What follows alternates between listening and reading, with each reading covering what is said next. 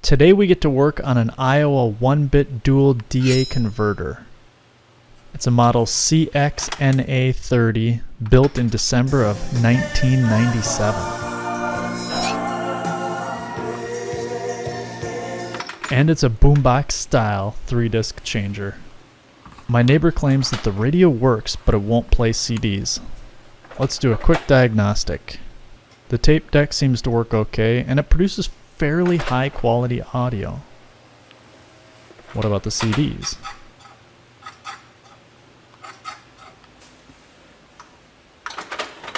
Huh, it rotates fine, but's unable to read the disc.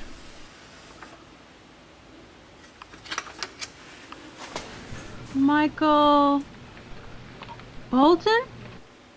Maybe it has better audio taste than its owner. In either case, let's bring it down to the bench.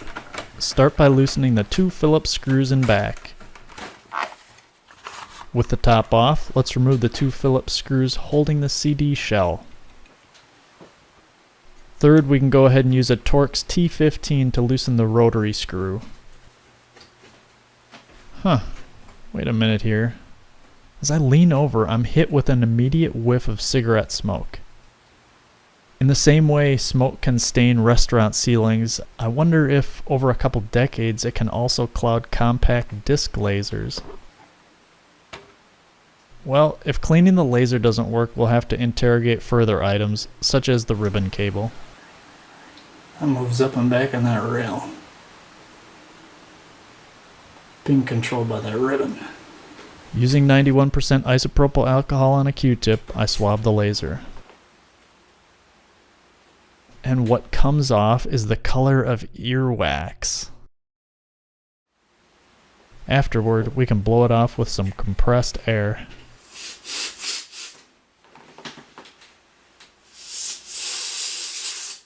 On second thought, let's really make sure that laser is clean by plugging it in and ejecting the tray. This will give us an even better look. If you have difficulty finding the center piece from the underside, you can rotate it using those couple knobs. Alright, let's piece things together and see if we get lucky.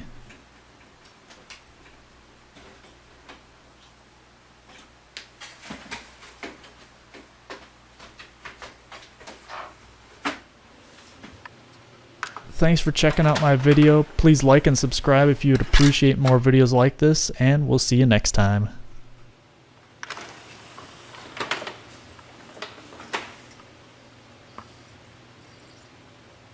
Oh! Now it read the track info.